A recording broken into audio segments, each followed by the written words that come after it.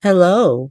Welcome to Port Misery, a GH podcast where we try to figure out why everybody in Port Charles is so miserable this week. Hey y'all, we're back again. Back to another streamlined podcast.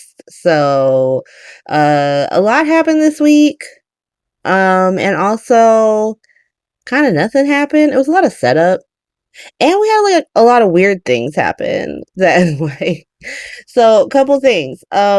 If you were watching Friday's episode and you saw the scenes with Felicia and that man in a suit who was just there, and when I tell you, me and my friends were speculating. We were like, who is this man? Because Felicia's like just screaming out her schedule. She's like, here's where James is. Here's his exact geolocation. He's with Spinelli. I'm like, so is this some like Faison? Because like James is Faison's grandson, right? So is this some like Faison DVX by hospital shit happening? Like, what's going on? This has nothing to do with the show. That man had nothing to do with the show. If you go onto Instagram, if you go to General Hospital's IG page, you will see the end of that clip that didn't make it into the show. And it is literally a promo for Call of Duty 7. It's a promo for Call of Duty 7. And I am confusion because what do you mean? Who is this for? Like, what? My friend Susie was like, why are you putting Call of Duty promos on the third most popular soap opera in America? Like, who is this for? It's not for Call of Duty players. I can't imagine. Like, what is this? So, like, they're like family members, they're like aunts or grandmothers will be like, ooh, Call of Duty, let me go buy my grandson that game. What? No, shouldn't you be advertising it to the grandson? It's just like, hey, Grams, buy me this game. It's just so weird. And then in the like in the clip, if you're just like, I don't want to go back and watch it, that sounds crazy. In the clip, it's like Felicia, the man is just watching Felicia the whole time. He's holding like a GH folder. He gives it to Felicia. He goes to leave. He catches a pencil. And then Felicia's like, wait a minute. Who are you? And he comes, he says he's the replacer. I do not play Call of Duty. Like, I know this man because he's been in a bunch of stuff. He's been in like Fargo, and the video game series I know him from is Until Dawn. I don't know if y'all play that, but he's like the crazy doctor who comes in the cutscenes. But he tells Felicia that he's replacing Stella Henry because she's off playing Call of Duty 7. Stella is at least like 65 years old, like 65 to 70 years old. I'm supposed to believe this like woman is this hardworking black woman who fought to get her job back after this white congressman tried to railroad her on some petty shit. She fought to get that job back, and now she just fucking off to go play Call of Duty 7. It doesn't make any sense. What was the reason? What was the reason? Like, that's my question. And like, I hope GH was the one who got money. I hope we didn't. Like, I assume that that's what happened. Like, Call of Duty was like, we will pay you some money and have this man be in the show. Even like, I just don't want any of GH's money to go to this because I don't know what it's for. Like, what is it for? What was the reason? But that happened. Another thing that happened was like in the spoilers for last week, they were like, there's going to be a familiar face back in Port Charles. And we were all speculating about that. Like, oh, is it Brad? Is it Valentine? Is it this? Is it that? Why was it nondescript European manager? Yes. It is the not. If you're like, who is that? Because I haven't said that name in a minute. That is the nondescript European manager from the Evil Sandals Resort that Britt was kicking it at, that Jason had to go rescue her from, that Joss and Dollar Tree Dex were doing a mission at. It's that guy. He's back, and he's now the butler for White East African Warlord over at Windermere. Stop. Stop. Like, okay, sure. But finally, before I get into the recap, The final thing I want to say is I want to give shout outs to Erica Slezak before I just completely trash Monica's Hospital, because that's coming. Y'all know that's coming. If you follow me on Twitter, which if you don't follow me on Twitter, you should follow me on Twitter. I'm very funny. It's at port underscore misery on Twitter. But I've been trashing that shit all week. I was so mad. And not but. And Erica Slezak is a legend. And that story only worked the modicum that it did because of the talent level of her and Jane Elliott. They fucking killed that shit. Because there were things that made me blindly enraged. And I was like, well, at least it's giving. At least it's giving. At best it was giving, even though I was like, what the fuck's going on? What's going on, and why are we pretending like this woman has any leg to stand on? But Erica Slezak, it was so good to have her back on our screens. I'm not even one of those people who's like, I never want to see working class Victoria Lord again. She can come back if she want to come back. Her and Tracy Gaspar, I don't know where she gonna stay. She gonna have to stay at the Metro Court. Like, Olivia, you gonna have to work that out. But I guess maybe she still could stay at the Q Mansion, given how this ends. But still, Erica Slezak killed that shit. Love to see her back on the screen. The legendary Victoria Lord. She still got it. She still got it. And she's a lock for the guest Emmy next year. I don't see who's taking it from her. I do not see who is taking it from this legend. She getting her next Emmy. She literally said, let me get out of retirement real quick, get an Emmy. And I want Jane Elliott to win an Emmy. She better win an Emmy for all this because she slayed this shit. Even though I'm furious. Even though I am absolutely disgusted with how this story turned out. They killed that shit. Emmys for both of them. And so let's get into the recap. Let's break it down. We're going to start with the order of this week is going to shock y'all. I was shocked when I had to do it. I was like, damn, never thought we would see this. But we're going to start with Black Hospital. That should be shocking to no one. Everyone at Black Hospital. I was team Portia last week. I'm team Meteor this week. I'm team destroy Black Hospital, start from scratch. Maybe we can keep Isaiah and we could build a Black Hospital off of him. Stella might be able to stay just because I haven't heard her opinions on any of this. Anybody from the Ashford family, and remember, Marshall is the Ashford. Stella's last name is Henry, so we're not talking about her.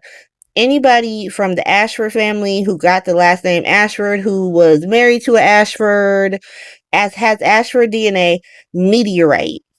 We are throwing them into a volcano. We are putting them on their own separate icebergs, kicking them out to sea. I want everybody gone because I'm so annoyed. I'm just so annoyed all across the board when it comes to Black Hospital. And so Portia is telling Liz what a loser Jordan is, telling Curtis that she's pregnant. And Liz is like, totally, that sucks. And also, what about you getting blackmailed by Brad? What happened about that? Did that work itself out? Portia's like, yes, it did. Yes, it did. Don't even worry about that. I got that shit under control. But it makes me think, like, what would the Purtis relationship have been if we didn't have all these outside people? And now she knows she don't know where Brad is. So she can't go read his ass, but she knows exactly where Jordan lives. And so she goes to read her. Now, Jordan is at her mob apartment with Curtis, and they're pledging their love to each other. And it is extra fucking annoying. It is so annoying. Jordan's like, what if you change your mind? If you are worried about that, Jordan, you shouldn't be with this man. You shouldn't be with this man. And, not Jordan, fucking Curtis is like, I'll always care for Portia. But why are y'all acting like Portia still wants his ass? Because she doesn't. She doesn't. She's getting her back blown out by Isaiah. She don't even know who her baby daddy is. I know they don't know that, but they're really operating as if Portia is trying to keep Curtis. Like, she's not the one who left his ass. Like, Curtis never left Portia. He was more than comfortable torturing her for the rest of time while having an emotional affair in her face with Jordan. It was Portia who left. So I don't know why they're acting like he's like, even if she wanted me, even she wants me back, she doesn't want you back. She doesn't want you back. And so they're doing that. And Jordan does that annoying ass thing. Like, this show really likes to pretend like physical affairs are worse than emotional affairs. And you would think they would have learned this lesson from Drillo, that they're not. Like, y'all already tried this. You tried this with Michael and Sasha. You had Drew and Willow have an emotional affair for months and months and months, but had Michael physically cheat on Willow first by literally 2 days. And then tried to act like, well, he's the one who cheated.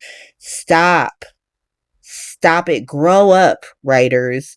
Grow the fuck up. I don't know if y'all have never been in relationships or if y'all got terrible relationships, but I'm gonna let you know right now, if your partner is out here sharing emotional baggage, using other people as safe harbors, like, talking to other people who they are sexually attracted to about you and your relationship, you're in a bad relationship. I'm here to let you know right now, even if that person isn't fucking that person, they're cheating on you. They're cheating on you. And so they have Jordan be like, I can't be with you until you're divorced. Like, that matters. Like, that somehow makes her better than Portia. But guess what? Anne Boleyn said the same fucking thing when she was having her raggedy ass emotional affair with Henry VIII. So shut the fuck up, Jordan. How about that? Wake that shit up.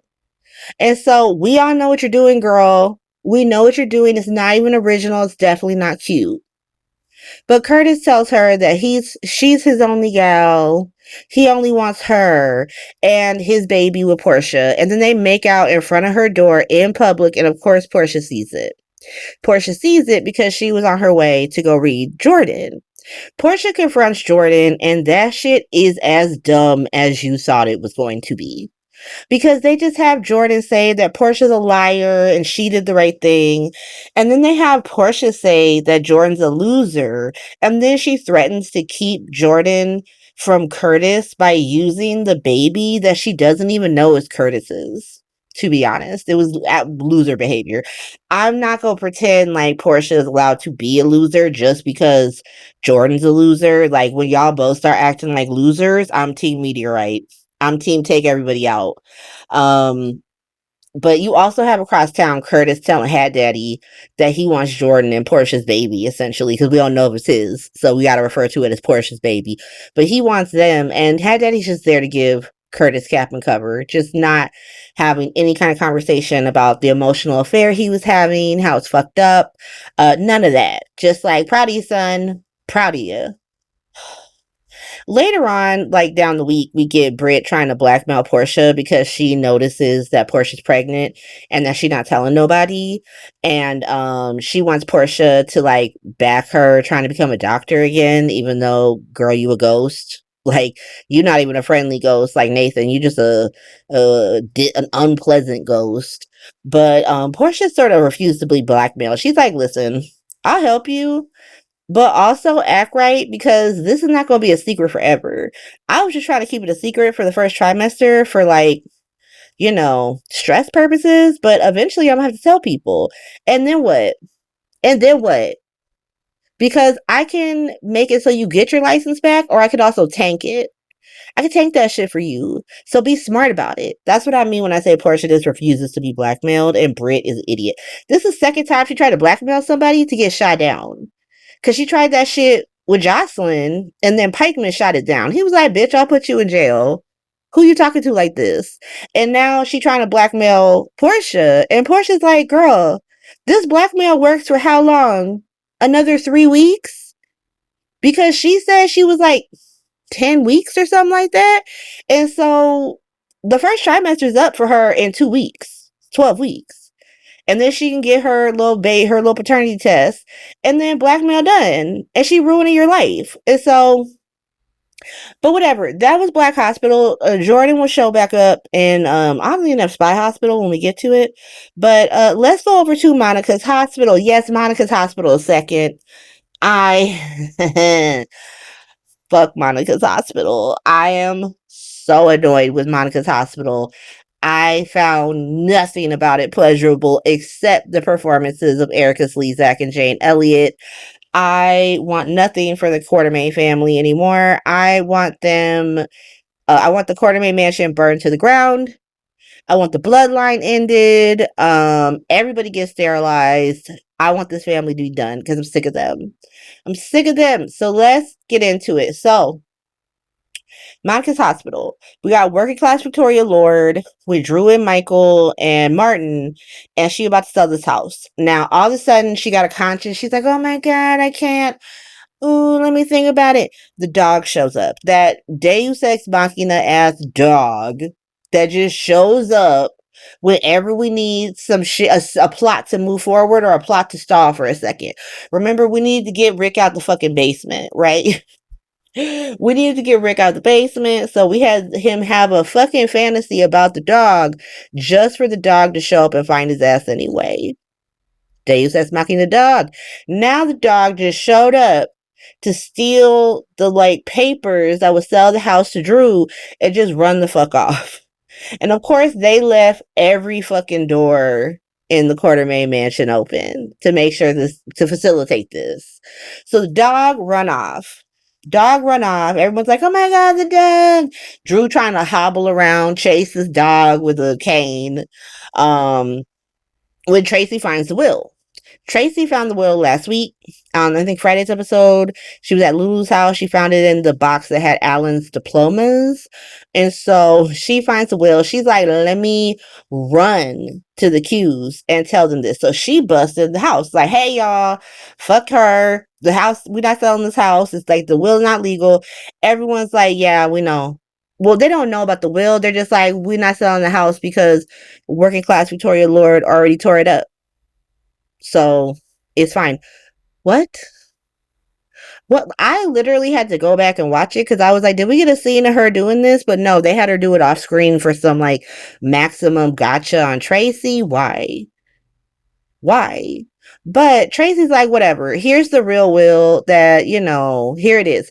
Martin tries to be like, damn, bitch, that's what you doing now? Like, you gonna make a whole fake will?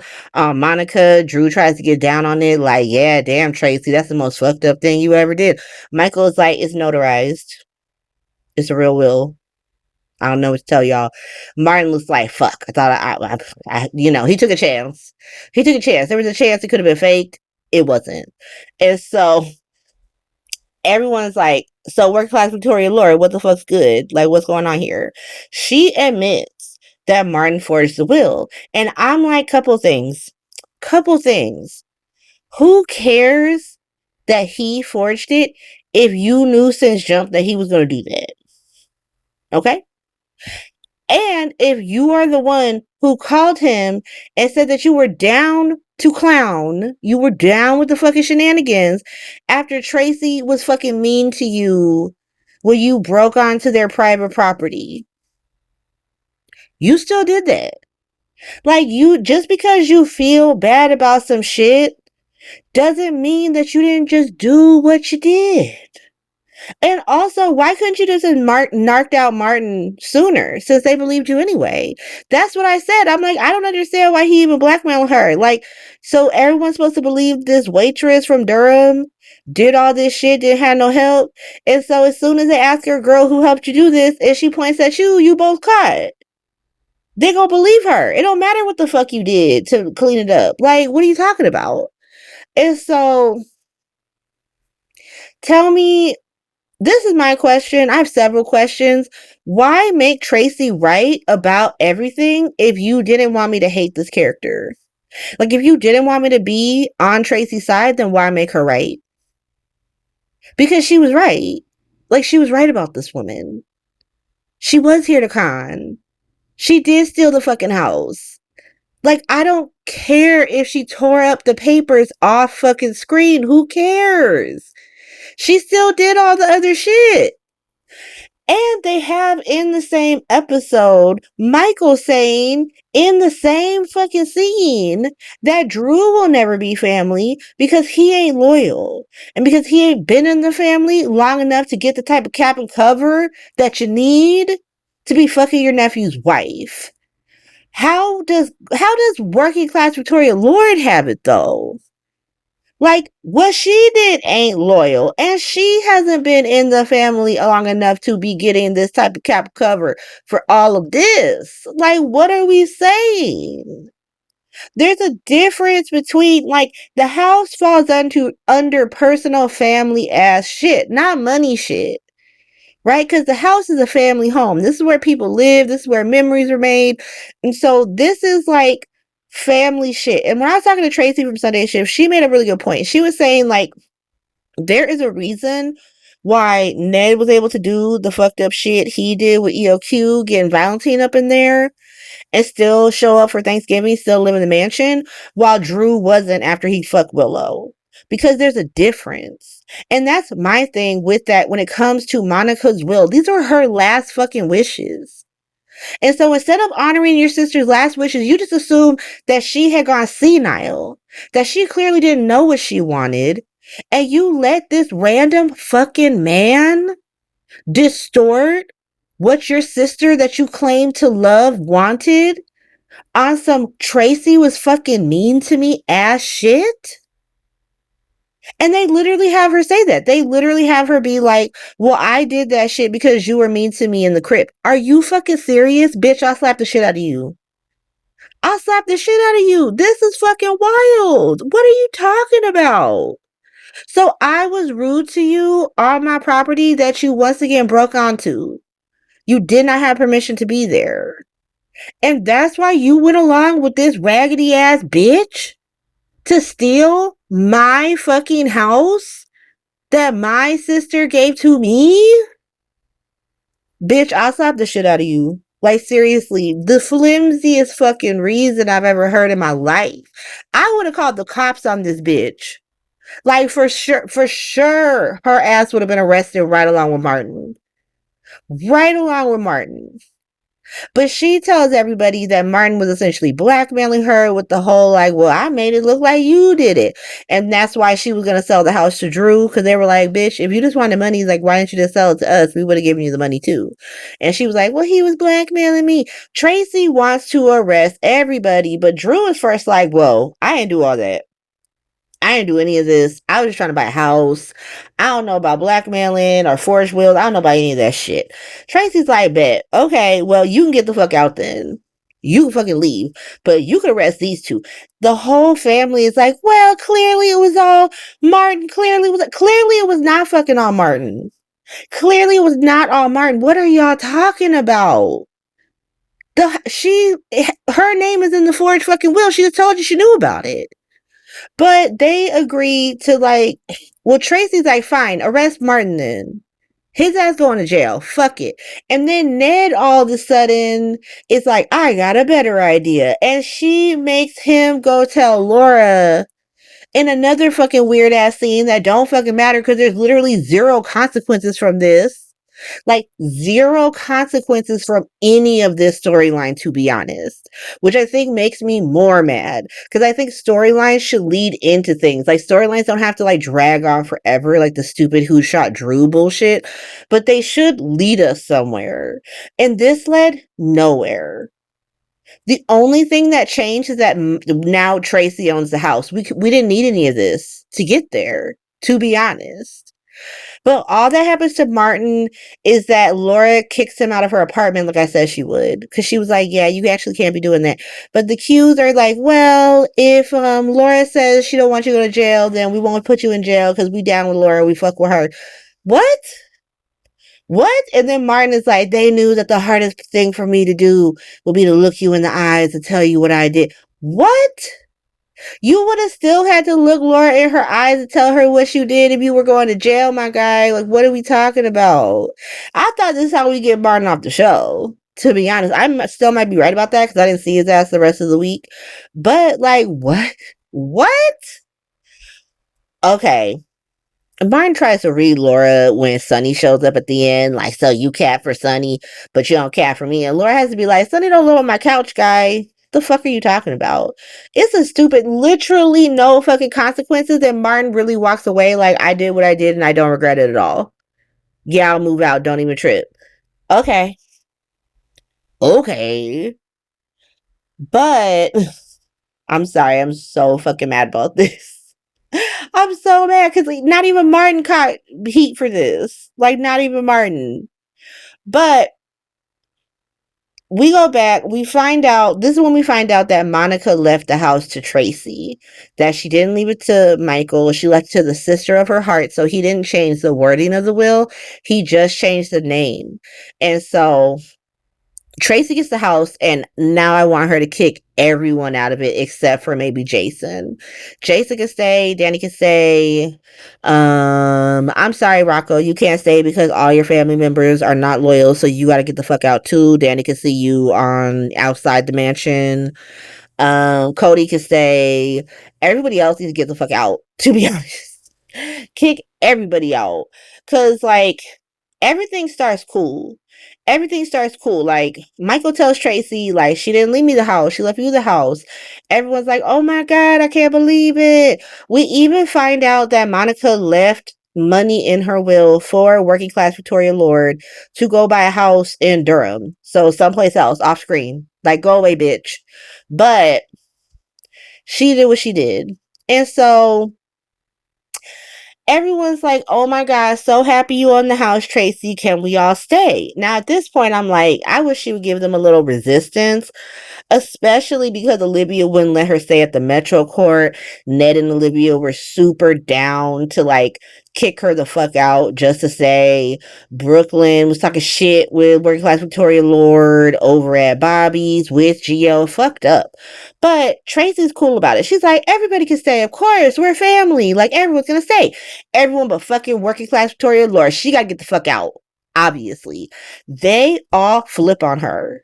The person who flips the hardest is Brooklyn of all people. Really, bitch? Really? Seriously.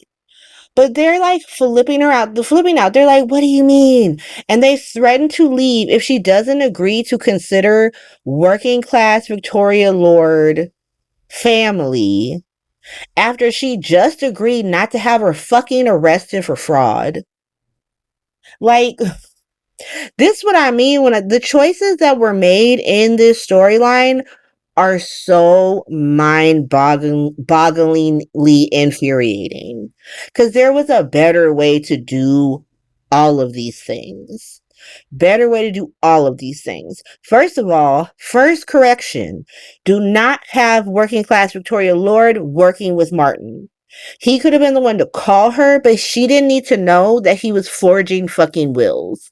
She should have been just as surprised. She should have wanted to sell the house to Drew just because, you know, she bought into whatever he was saying.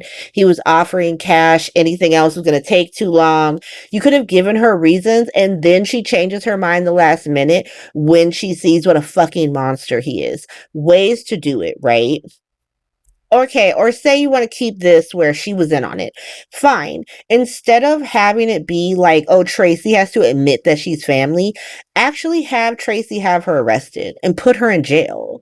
Like, make Chase arrest her, put her in jail, and then that's what they're rebelling against. That, like, listen, she changed her mind, you're doing too much, da da da da. I don't think that it's out of pocket for this woman to not want to break bread with the woman who just conned her. Who just conned her and dishonored her dead sister. That's not out of pocket to me. And people have gotten into contact with me, and like, here's the thing, like, just because I don't care about something doesn't mean I don't know about it. I just want to make that very clear for my Twitter listeners, like people who follow me on Twitter. Just because I don't care about it doesn't mean I don't know about it. I know what Tracy tried to do to Alan's will. I would like to point out that that shit happened in 2007, 18 years ago.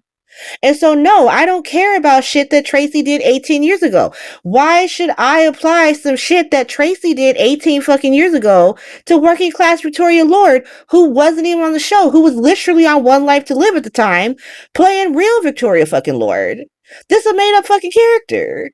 And so, no, I don't think that Tracy's crimes from 18 years ago should excuse working class Victoria Lord in 2025. That's fucking crazy to me.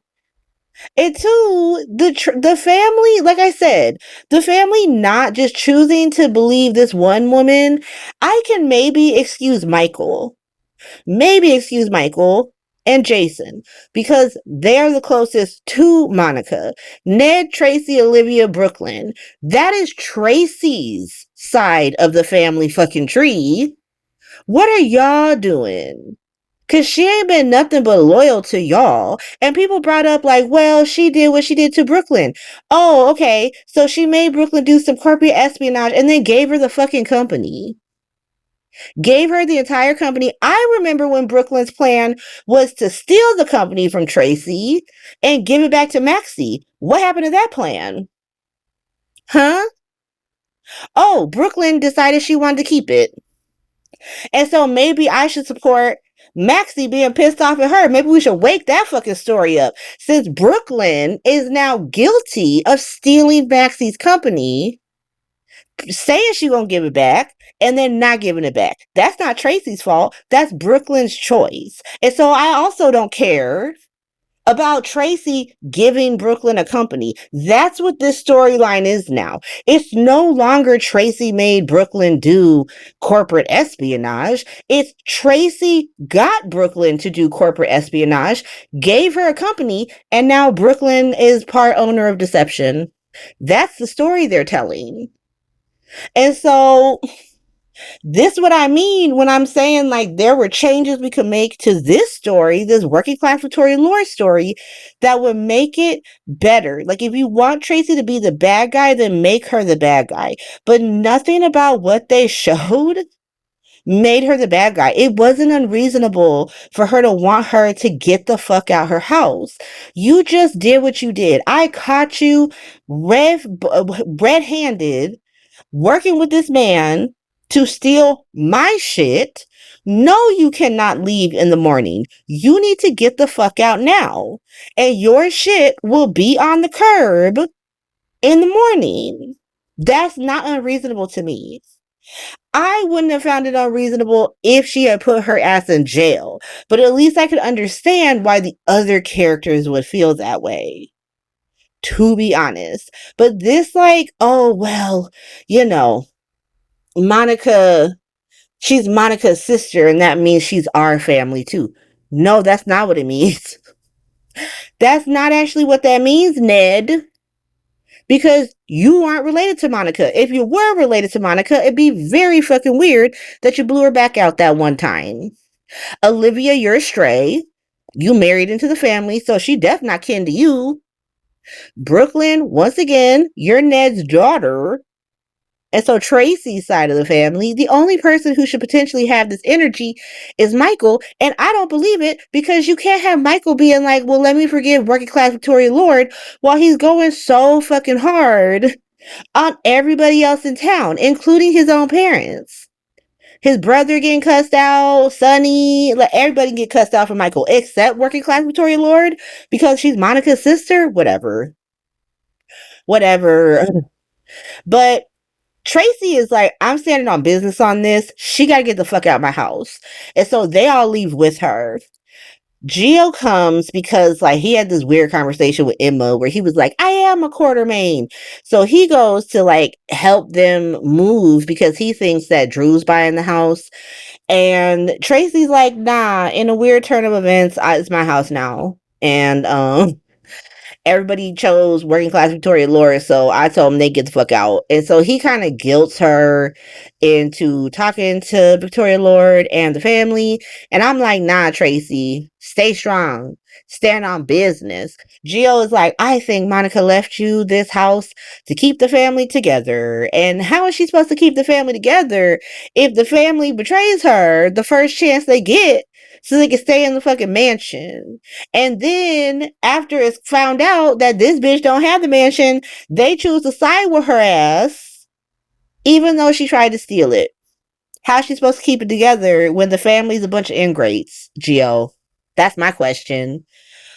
But, you know, he's just like, well, I think this. And eventually she caves. She's like, I think everyone's going to be coming back because Jason comes in with Danny, like, where everybody at?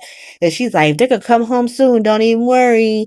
But, she decides, like, let me invite working class Victoria Lord over, and fake apologize to her. The family, on the other hand, I don't even know where they stayed. I assume they stayed at the Metro Court, but they making it seem like they stayed above Kelly's. Why would they stay above, or Bobby's? Why would they stay above Bobby's when Olivia owned the hotel? What the fuck? But like, they go to Bobby's of all places, even though I assume they were staying at the Metro Court, which has the Metro Court restaurant. They're at Bobby's because it's more convenient for working class Victoria Lord to run into them and the geo of it all, that shit. They're still talking shit about Tracy. Still talking shit. Fucking crazy. Like, it's okay. Let me get through it. Let me get through Monica's hospital. I'm too upset about this. So they're still talking shit at Bobby's. Tracy invite working class Victoria Lord over to be like, girl, I'm sorry that you feel like you need an apology for being an ain't shit bitch. Sorry for that, girl. And she tells her to put a sock in it. And apparently that's like the thing that Monica used to say to Tracy. I don't know if that was like prominent enough for me to have caught it without Tracy freaking out, be like, oh my God, I can't believe you said that. I just hope it doesn't become a thing. I watch Days of Our Lives with my friend Susie now, and sometimes because John Black died, they're always saying like that's a fact, and I kind of hate that shit. Absolutely hate it, and so hopefully that does not become a thing. But when Tracy hears her say "put a sock in it," she's just like, "Oh my God, I'm so sorry. I'm so sorry. I was rude to you. I'm so sorry that you didn't get to see your sister. We are family. Oh my God." I'm upset. Like, and I'm so upset. I knew it was gonna happen. I knew it was coming, and I'm still mad about it. But they essentially make up. Working class Victoria Lord goes to tell the family, like, hey, she apologized. Y'all should go home. And then they come home. Guess what they do? This sent me over the edge, y'all. This sent me over the edge. They come home and apologize to Tracy. What? What? Are you fucking serious? Y'all were doing all this. You were talking about if you don't let this woman stay here for an extra day, if you don't call her your family, then we're all gonna leave. We're gonna crash out. We all call Lucy. We get new houses. We doing it. And the first thing y'all do when you come back is apologize for not believing her when she said that Victoria Lord was a shit bitch. Woo! Give me strength. Give me strength. Because I was fucking livid. I'm like, so y'all know, the writers, y'all know that Tracy was not wrong. Y'all know she wasn't wrong. But you still made me sit through this. You still made me do all of this. Okay. So they apologize for not believing Tracy when she said that working class Victoria Lord was a lying ass bitch. Okay. And then they all hug, and we cut back to Bobby's, and Gio is like, let me give you a ride to the airport, working class Victoria Lord. And Victoria Lord is like, you should talk to your parents. Finn. That is the end of Monica's hospital this week. That is Monica's hospital. And here's my question. Here's my final fucking question. How does this honor Monica? Like, what? What are we doing? Like, what are we doing here? How does this honor this character that has been on the show since 1977? What are we doing?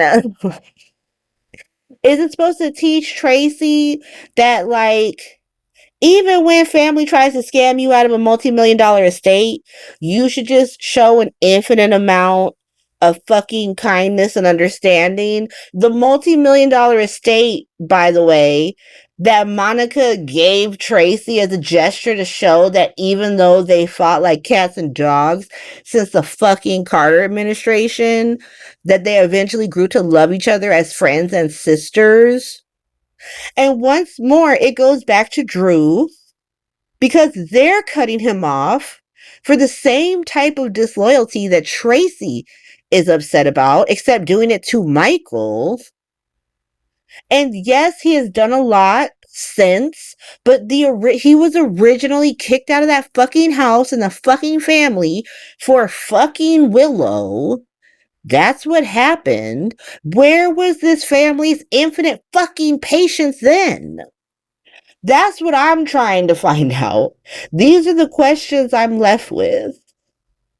How does this on Monica? What's that have to do with anything with Monica?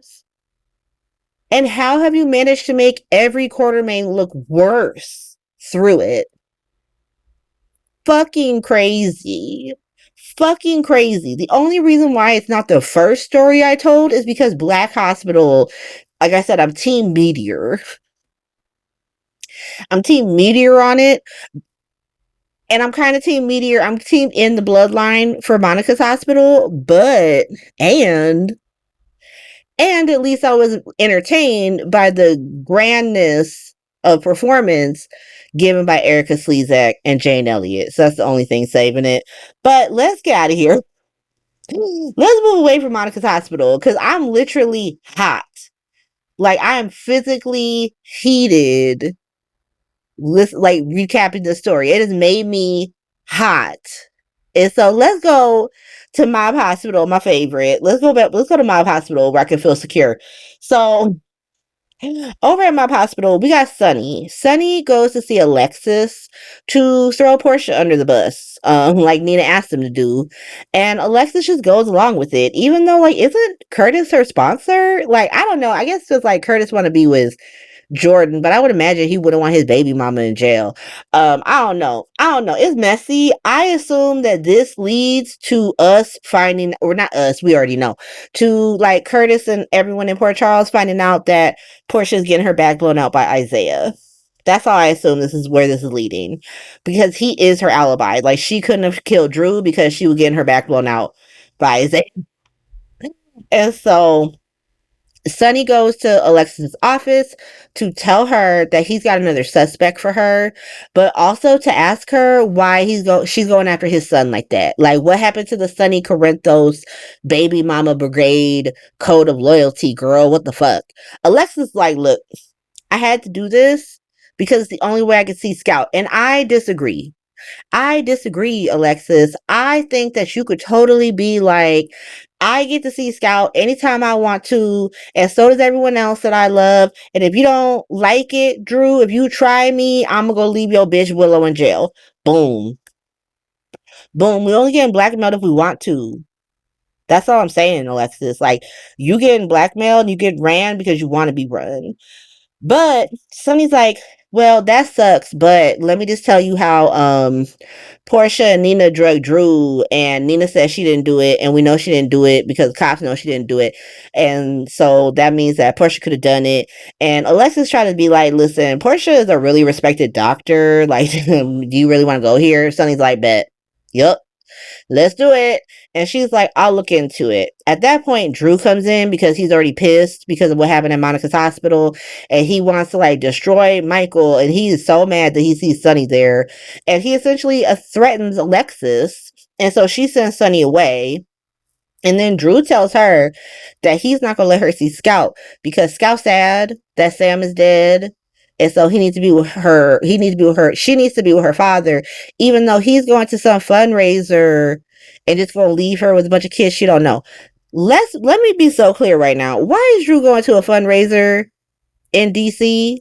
Isn't your bitch accused of shooting you in the back 2 times? I wouldn't want to be anywhere near DC at this point in time. And you want your daughter to be around a bunch of political kids who already know that your bitch is in prison right now for shooting you in the back 2 times. And you want her to deal with that after her mom died. And they're going to talk about that. This man, needs another fucking bullet. Like, it needs another bullet, add another bullet, so that's 3 bullets. And so Alexis tries to sort of like calm him down, tries to guilt him into letting her stay. She even offers that, he can stay if he wants to. And he ends up conceding as long as she doesn't let Scout see Danny because he's an ancient person.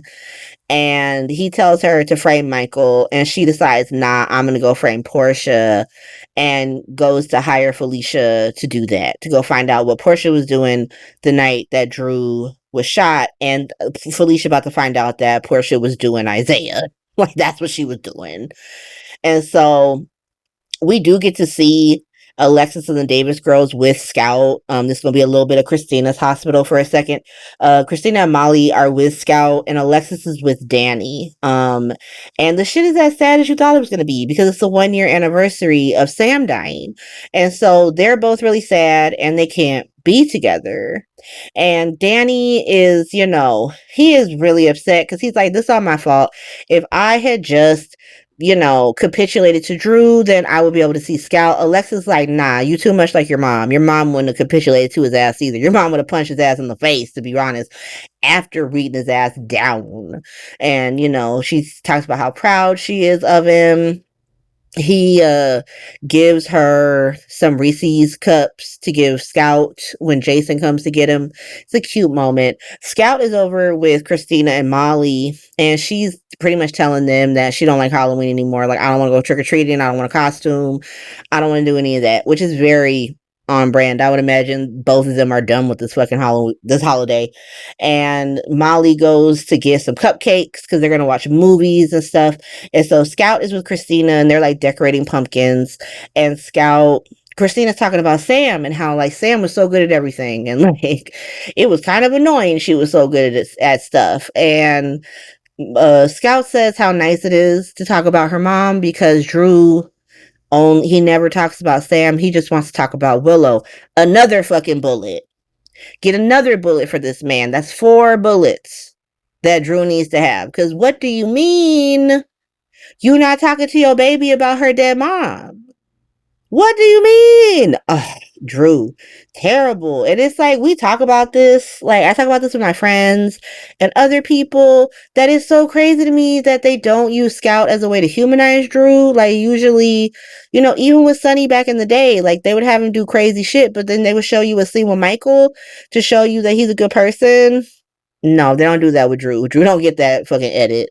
But eventually, all the Davis girls come home. They have a Reese's cup together. It's very cute. It's very cute. That's Sam's, not Sam. What could be Sam's hospital? Yeah, Sam's hospital. Tear. Sam is not dead. I'm just gonna keep that in my head canon. Sam is somewhere. She's gonna come home one day. She's gonna come home one day. But Sonny, back to Mob Hospital. Sonny goes to see Laura to tell her about White East African warlord running up on him at the Metro Court.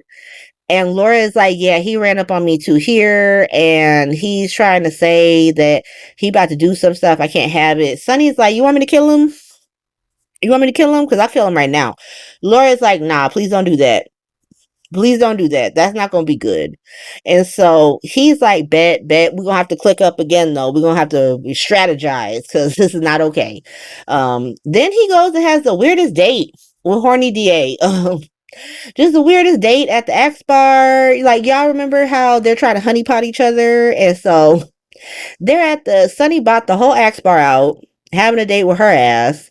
He made her some lasagna. He reminds her that they can't date if she prosecutes him, his son, or any of their collective baby mamas, to be honest. Except for maybe Nell. I don't think Sonny or Michael would give a shit if she wanted to prosecute Nell if her ass came back from the dead. I think they would also be fine with him prosecuting Ava.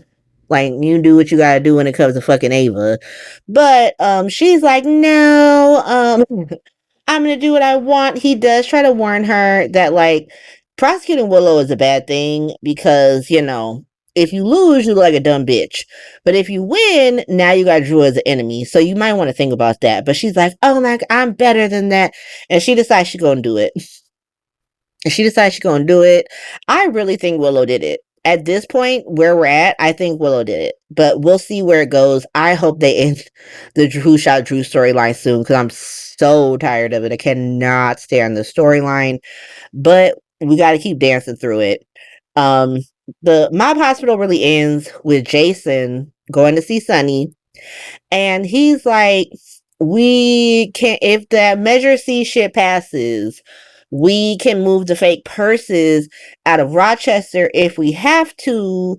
But also, we could just kill Whitey's African warlord, especially since he's working with Faison's ghost. Like, I don't see the problem. Like, why aren't we killing people? Like, we used to kill people when they got in our way, and I feel like we got soft. Now, I got soft because I was living at Monica's hospital when Monica was the head of Monica's hospital. She was upstairs Monica, so powerful. But now she's gone on home. Like, Monica's gone on home to be with my dad, to be with Lila. They get to see Edward on the weekends when he gets a pass from hell to go see his family. But she gone on home. And so now I can go back to my hospital 24/7 full time. And so why aren't we running up killing Whitey's African warlord? Sonny's like, listen, I would love to kill Whitey's African warlord. I literally just offered that to Laura and she said no. And when I think about it, it's too much mess. It's too much mess. Horny DA, me and her try to honeypot each other. So she's on my ass, which means that the WSB must be on White East African warlord's ass. So no matter where we go, our asses are being watched by the law. And then we got Latino's son. Latino's son has decided to embed himself in all parts of my life where he dating Carly's brother. And I love how he's like, Lucas used to be family. Like, we don't know his ass no more. But, doing that, he works for Alexis. That's two baby mamas. Two baby mamas, all right? And so I can't just be killing White East African warlord. It's too messy. And so they agree that they will only kill White East African warlord if they absolutely have to. And so White East African warlord getting got is now a break glass in case of emergency type situation. But that's Mob Hospital. We're going to go to the final segment. Nobody is more fucking surprised than me that this ended up being the final segment. And it almost makes me wish I had time to put in images so I could put a bunch of different things to be like, I can't believe it. It's probably going to happen once. It might happen again, but I'm disgusted just because y'all know how much I hate this fucking hospital. But yes, it's Spy Hospital. I could not in good faith put Mob Hospital last just to be a hater. A lot happened in Mob Hospital, or not Mob Hospital, Spy Hospital this week. Before we get into the stuff that's really interesting, let's start with this very weird scene we had. It was a Halloween scene. We get a weird scene where Spinelli and Felicia take James to see Nathan at Bobby's, but James only wants to talk to Cody. Like, James only wants to talk to Cody to the point where Cody has to straight up ditch his ass to get him to talk to his dad. And Molly is so aloof about this because Molly shows up and Cody's like, this is my out. Like, let me just pretend like I gotta help Molly. She'll get it. She does not get that shit at all. She's like, I don't need help. Why I need help? I'm good. What do you mean? And like, they end up like having to like wrestle over these cupcakes that Molly were picking up to make Scout feel better. And the cupcakes are all fucked up. Like, the cupcakes are all fucked up. But eventually, Cody's able to get her ass outside and explain it's essentially what I just said. That, like, Cody, or that James is being fucking weird to Nathan, and I'm trying to make it easier for them. And so I wanted to use you, but you just stay aloof, bitch. Like, just stay aloof. And she's like, oh, that makes sense, Molly. But she tries to do a recover thing where she's like, I'll help you get Monica's mansion back. And he's like, nah, we already worked that out, girl. We already worked that out. Go be with the Davis girls. Go back to Mob Hospital. Go back to Christina's hospital, Morning Sam's hospital over at Mob Hospital. Go over there, girl. And so she leaves and Cody's just sort of looking at them through Bobby's window. Now Spinelli kind of at this point with Nathan is like, let me be so real with you. Like, so are you about to take this baby from us? Because I don't like that. And Nathan's like, look, I would really like to take the baby from you, but I don't think it's a good idea. And so for now, James is going to stay with Spinelli and then they'll come back to that later on. I don't know if his ghost might disappear before they have to deal with that. So Spinelli may have just dodged a bullet. May have just dodged a bullet. Now, if I was gonna put the Call of Duty bullshit anywhere, it would have been in Spy Hospital, but I'm not wasting my time talking about it because it was literally nothing. It was literally nothing. It ends with Felicia trying to fuck Peter Stormer. So like we're good. I'm not gonna talk about it. Let's go over to Emma. So last week Emma ran into Kane from YNR's evil puppy killing lab and saw Britt. And so she started cussing Britt out. Like, you can't work for her. She's evil. She's still embryo. She's a pick me. She sucks. And she tries to get Kane from YNR to fire Britt. And he pretty much tells her ass to shut up and get out, or he's gonna go, kill more puppies. More puppies are gonna die, girl. Get out. And so Emma is like, let me go to Rocco and ask this minor to go steal from Britt. To go steal the key fob from Britt. And of course he doesn't want to do it because he thinks of her as his second mommy for fucking reasons that none of us understand. But then he agrees. And so he's going to do that. That's how Gio and Emma end up having the most annoying conversation about Gio being a Q for like 2 days. And then he goes like to talk to Tracy. That's how we got to that. But Rocco goes over to the hospital to see Britt. Britt had gone back to the hospital from the lab. So she was at this lab at this university. So I was very convinced that like, oh, this is her new job and she doesn't need to be a secretary anymore. Nah. Tell me why Britt went to go pick up more hours at GH. What? Are you not getting paid by these people? Or are they just giving you the medicine so you actually need your paycheck from GH because they paying you in this medicine? I don't know. I don't know. But I really thought she was going to quit, but then she doesn't quit. She just goes to complain to Elizabeth about Brad not dropping everything to come see her after she faked her death. And Liz has to be like, I don't know if she's doing that, or I don't know if he's doing that. I just think that, maybe he's just living his life and he don't want to drop everything to come see you, but he's just trying to, he could just smell the shenanigans on you and he over it. But it's kind of a nice moment between them. And then she goes into a exam room to give herself that placebo that they given her to make her think she has Huntington's, even though Lucas told her she don't have no Huntington's. And Rocco walks in and she just starts yelling at him because she don't know who it is. Like she's not sure. And so when she sees it's him, she's like, oh no. And it's as awkward as you think because she's like, I'm sorry, I just didn't know. Like you can't really be walking into fucking exam rooms, which to be honest, she's right about that. Rocco, what the fuck? But she's trying to make it less awkward. Whitey's African warlord shows up. Rocco flees. And I'm just like, so is Rocco in danger? Because like he's pissed off. Whitey's African warlord's pissed off at Laura for not doing business. And he's trying to keep Britt in line. So that's why people are really zeroing in on Rocco being the person who's gonna end up in danger. I still think it's Gio. And Tracy will find a way to make it Sunny's fault. But we'll see what happens. I'll eat those words if I'm wrong. But Whitey's African warlord shows up. Rocco leaves. He takes Britt into the stairwell and is like, bitch, you work for me. So go spy on Kane from YNR, bitch. And she tries to be like, I'm not a spy. He's like, shut up, bitch. Shut up, yes you are. And so he leaves. Britt, coming out the stairwell, runs into Jason, who can see that she is visibly shaken. He's like, girl, what's going on? Is it the Huntingtons? Like, talk to me. And she just lies and deflects some more, classic Jabrit shit at this point. She goes to try and get her doctor's job back by blackmailing Portia, but that doesn't go to plan.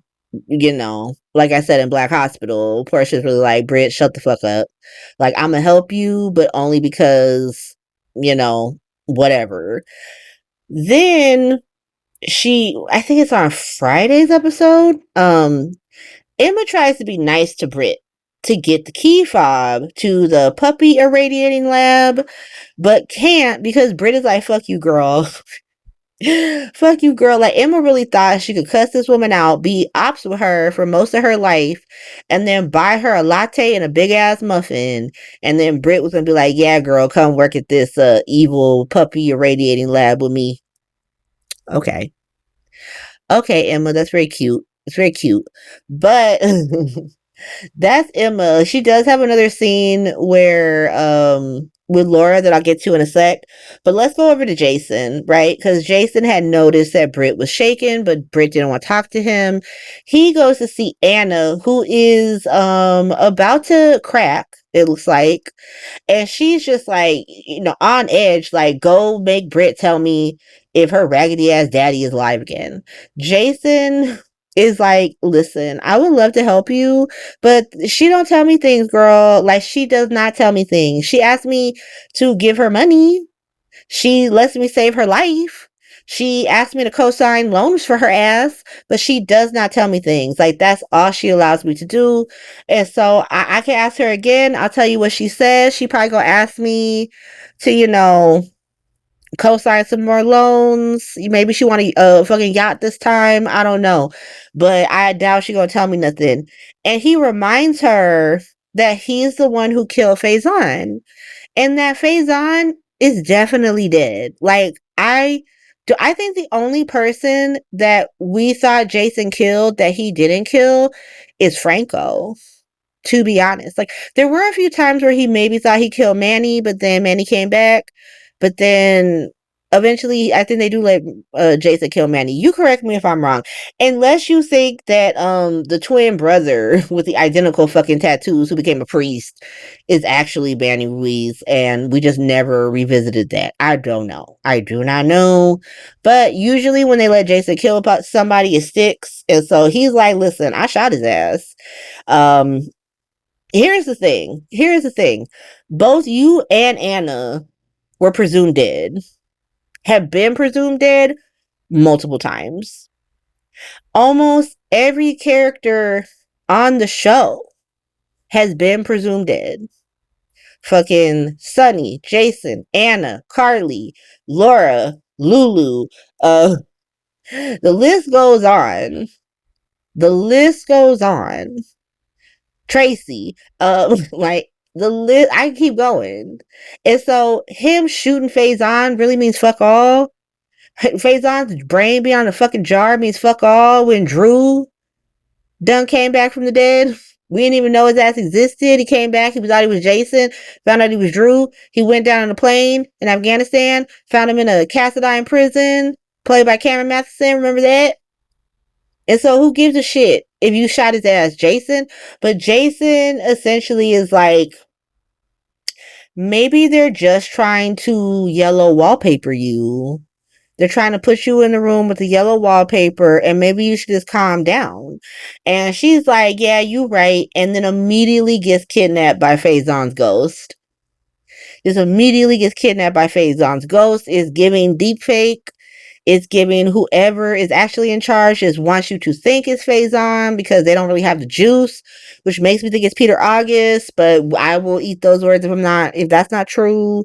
But she is definitely tied to a chair at the end of the episode, and we hear over an intercom a Dutch sounding ass man being like, yeah, girl, you're on the way to your new life. Like, okay. And so the next time we hear about Anna is her calling calling Pikeman to be like, hey, I got a spy mission. Now, she was leaving Pikeman a voicemail when she got kidnapped. And so that has led people to speculate that he might be in on it. That she might be kidnapped by the WSB, not by Faison's ghost. But I don't know. I don't have no speculation on that. I wouldn't begin to speculate on Spy Hospital shenanigans.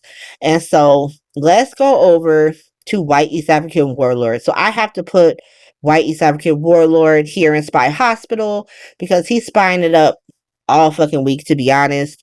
Not a lot of mobbing, a lot of spying. He is threatening Laura to be a part of his evil spy shenanigans.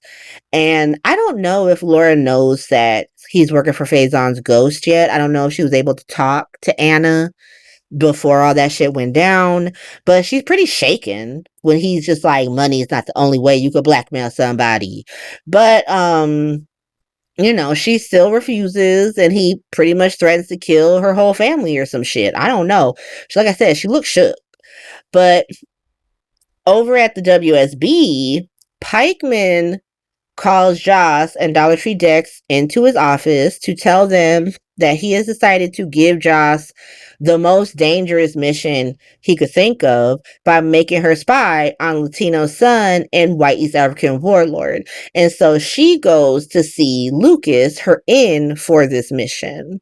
Now, what Pikeman doesn't know is that nondescript European manager is now nondescript European butler for Windermere. And so Joss already caught. Like, before she even begins this mission, she caught. Dollar Tree Dex, after Joss leaves, tries to protest, and Pikeman pretty much calls him a bitch.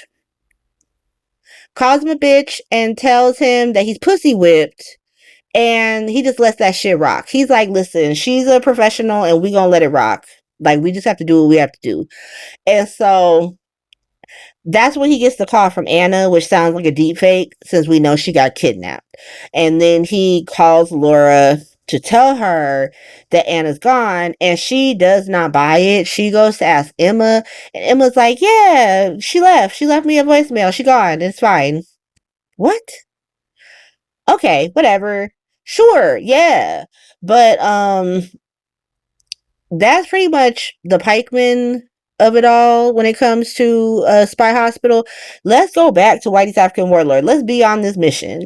And so now Whitey's African Warlord is with Jordan and Latino's son when he introduces her to nondescript European butler. And somehow Latino's son already knows this man. How deep is Latino's son in the shenanigans? Because I thought he was just on the outside. I thought he was like the Michael of this situation. But now it seems like he knows all the requisite players. Like, he is a criminal, honey. Like, you are doing, like, I thought he was Michael. It turns out he's Johnny Zakara. Like, he's Johnny Zakara. Now, Johnny does not always stay evil, but I'm pretty sure canonically his ass is in jail right now. And so you do what you want with the metaphor that Latino's son has stopped being Michael Corinthos III in this and started being Johnny Zakara. Okay? But whatever. Latino's son asked his dad if Lucas could come live at Windermere with them and all the Spy Hospital shenanigans. Sir, what? What? Are you serious? Why? Like, you are a lawyer, he is a doctor, y'all could get your own place. You get your own place. Why do y'all need to live where all the shenanigans are about to be? And Whitey's African Warlord kind of asked him that, but then he's like, it's fine. It's a castle. He'll never see anything. And so Whitey's African Warlord is like, okay, fine. And so nondescript European butler comes out like, bruh, bruh, we just gonna let this random newbie, this fucking townie, come live at Windermere with all the Spy Hospital shenanigans going on. Whitey's African Warlord is like, yeah, it's fine, because if he stumbles on anything, if he finds anything out, I'm just gonna kill his ass. And my son should know the difference. He should know about this already. And so I'm just like, damn, Lucas, you love an ancient man.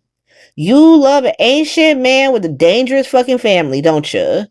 You love that shit. Like, you out here judging Carly. This your second man from a mob family. That's fucking wild. You got the same track record as your sister. Cause so Carly got 3, I'm pretty sure. Cause she was married to Sonny 100 times. Then she was married to Alcazar. And then she also was with Johnny Zakara. We could say that Tom Manning is kind of mobbed up, but I mean, he's a newspaper guy. I don't know. But he's up there with his sister now, with the mob down fucking boyfriends. Like, oh my God. But he's like, thanks, Dad, and goes to like ask Lucas. Joss had gone over to see Lucas because that's her mission. When Latino son shows up, like, come move in with me. Joss is like, I'm gonna go. I'm just gonna go. Y'all need to talk about this, but you call me, let me know what's going on. I'm gonna be here for you. And at first Lucas is kind of like, I don't want to rush into anything. I did a lot with Brad. Brad was a shit man. I just want to be real, smart about this. And Latino's son just like gaslights him, to be honest. Like, she just gaslights him and manipulates him into saying yes. He's just like, well, like, I'm not Brad and I love you and like I feel like you just holding off, yada yada yada. Lucas was making real points, but what really dooms him is that Ava had just told him to get the fuck out her house. Like, with love and respect, nephew, I need you to go because you a doctor and you keep really weird hours and I don't be waking up till 10, so I need you to get the fuck out. And so that's really what pushes Lucas over the edge. He does kind of push back because he's a doctor. He's like, I can't be living at Windermere. Y'all living at this island. Like, I'm on call. I can't have a body of water between me and my patients. And Latino's son is like, no, it's fine. We can just take the speedboat or some bullshit. It's going to be fine.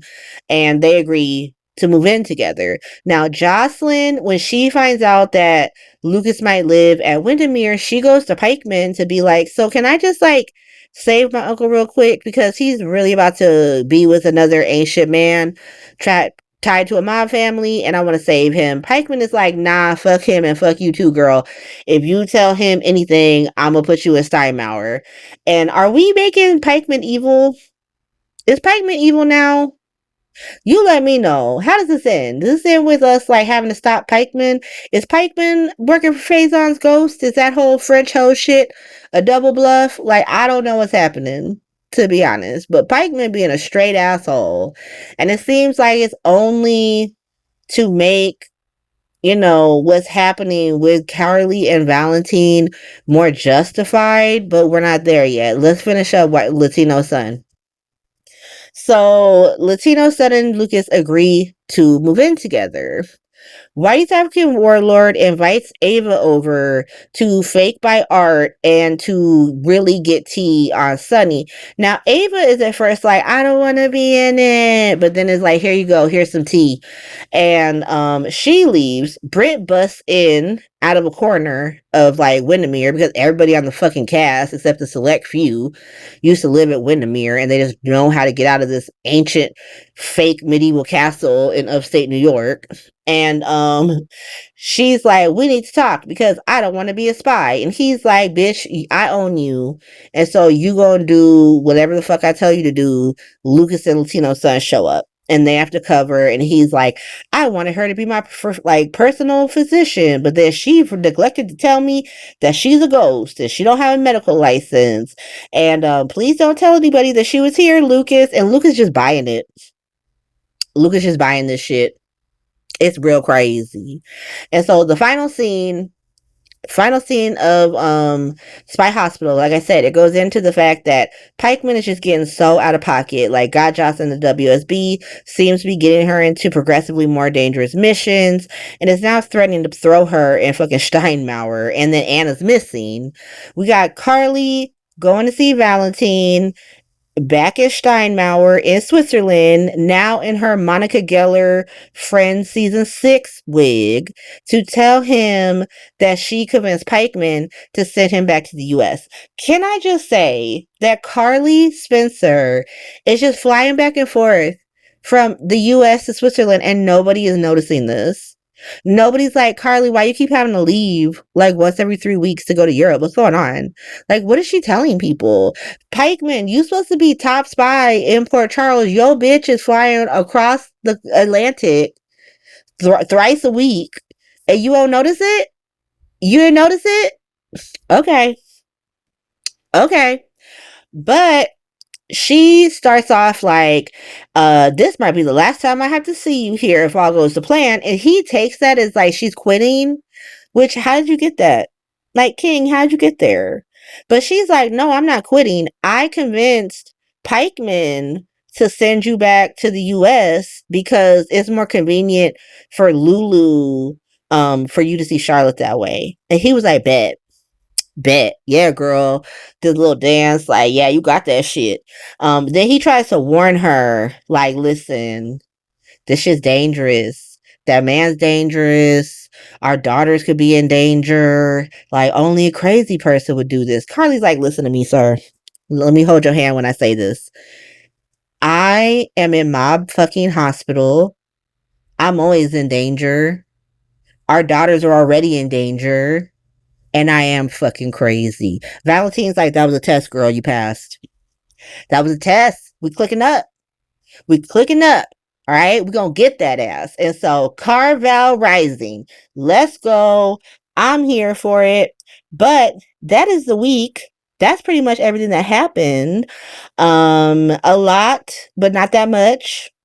But still, we got some conclusions of a storyline. So, like, Monica's Hospital is done. I will refer to the Quartermains as Monica's Hospital for the foreseeable future, because why not?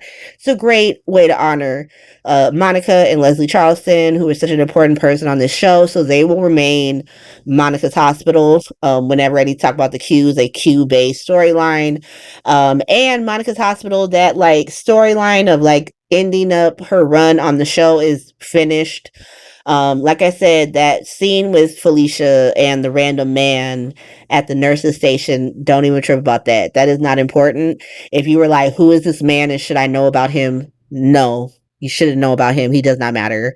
And thank you so much for Erica Slezak for coming back, gracing us with your presence. It was great to see. Like I said, please do not take me hating Monica's Hospital, that whole storyline, as I was not super grateful to see Erica Slezak. I think she's a legend. She slayed it. Like I said, she's definitely winning that Emmy.